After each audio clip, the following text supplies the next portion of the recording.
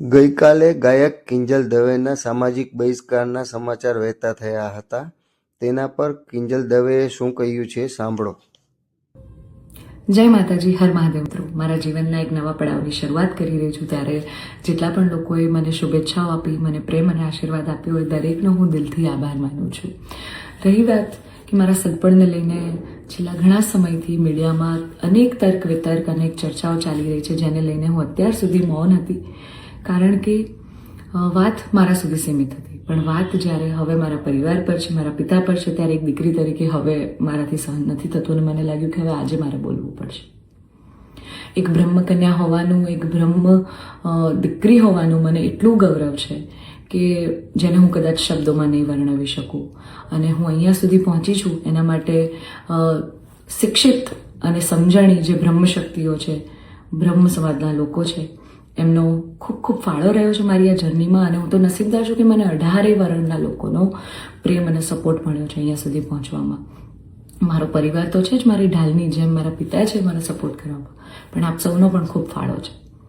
પરંતુ કહેવાતા સભ્ય અને મોડર્ન સમાજમાં જ્યારે અમુક 2-4 અસામાજિક તત્વો છે, જે લોકો અત્યારે પણ દીકરીઓ માટેના રૂલ્સ અને રેગ્યુલેશન નક્કી કરશે કે દીકરીઓનું લિમિટ ક્યાં સુધી હોવી જોઈએ.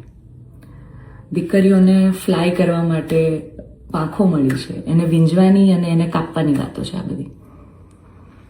દીકરીઓ અત્યારે તેજસ જેવી પ્લેનો ઉડાઈ રહી છે, યુદ્ધ કરી રહી છે, રણ મેદાનમાં છે, સંસદમાં છે, વિજ્ઞાન અને ટેકનોલોજીમાં છે. હમણાં ઓપરેશન સિંદૂર જે થયું એમાં 2 દીકરીઓએ લીડ લઈને આપણને પૂરા દેશને ગૌરવ અપાવ્યું.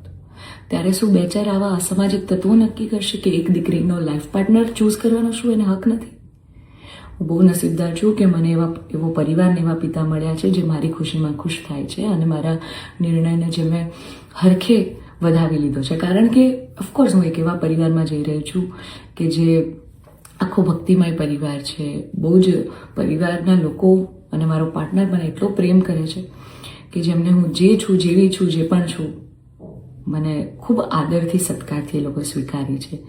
રાત દિવસ જ્યાં ગાયત્રી મંત્ર, નવકાર મંત્રના જાપ થાય છે, આવા પરિવારમાં હું જઈ રહી છું. મને ખૂબ જ ગૌરવ છે.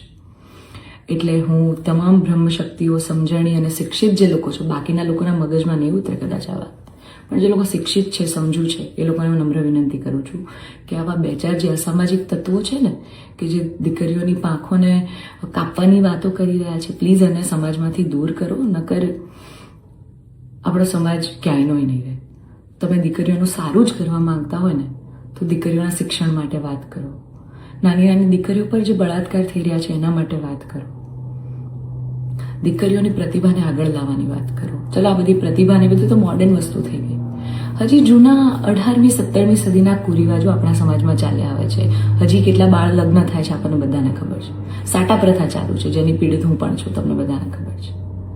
દીકરીઓના પૈસા લેવામાં આવે છે. અલા, દીકરીઓને તમે ઘૂંઘટામાં રાખો છો અને તમે એમ કહો છો કે અમે દીકરીઓનું સારું કહેવા માંગીએ છીએ. એક બાજુ દીકરીઓ તેજસ જેવી ફ્લાઇટો ઉડાઈ રહી છે, આર્મીમાં છે, નેવીમાં છે, અને એક બાજુ દીકરીઓ ઘૂંઘટામાં છે. એના પરથી જ ખબર પડી જાય છે કે ક્યાં કેટલો વિકાસ છે. હું દરેક બ્રહ્મ શક્તિઓને, બ્રહ્મ આગેવાનોને નિવેદન કરું છું, આજીજી કરું છું કે આવા અસામાજિક તત્વોને સમાજમાંથી હટાવો. જેટલા પણ લોકો હવે મારા પરિવાર વિરુદ્ધ કંઈ પણ પોસ્ટિંગ કરશે, કમેન્ટ કરશે, એમના વિરુદ્ધ હું કાયદેસરના પગલાં લઈશ.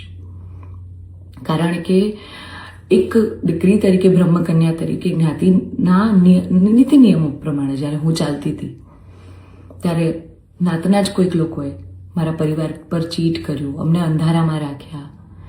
એક દીકરી એક સગપણમાં હોય અને તો પણ બીજી સમાજમાં ક્યાંક લગ્ન કરી લે, તમને 2-2 વર્ષ સુધી છુપાવે, તમને ક્યાંય નહીં. તો જ્યારે આ આફત આવી ત્યારે મેં નક્કી કર્યું કે ભાઈ હું આ રિલેશનમાં નહીં રહું. મેં મારા પરિવાર માટે સ્ટેન્ડ લીધું. અને કોઈ છોકરાને શું, જ્યારે પરિવાર માટે અને મારા પિતા પર જ્યારે વાત આવશે ને, ત્યારે હું ભગવાનને પણ છોડવાની તાકાત ધરાવું છું. એ દીકરી છું હું, બરાબર છે? એટલે આપ સૌને નમ્ર વિનંતી છે કે જેમ દેશની દરેક દીકરીઓ પોતાના જીવનની શરૂઆત કરે છે, એમ મેં પણ એક શરૂઆત કરી છે.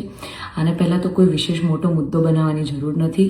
અને આવા જે અસામાજિક તત્વો છે કે આમ કરશું, નાત બાર કરશું, અરે ભાઈ, તમને 5,000માં કોઈ પગાર પર નોકરી રાખવા તૈયાર નથી. તમે તમારા ઘરનું અને તમારું સંભાળો પહેલાં તો.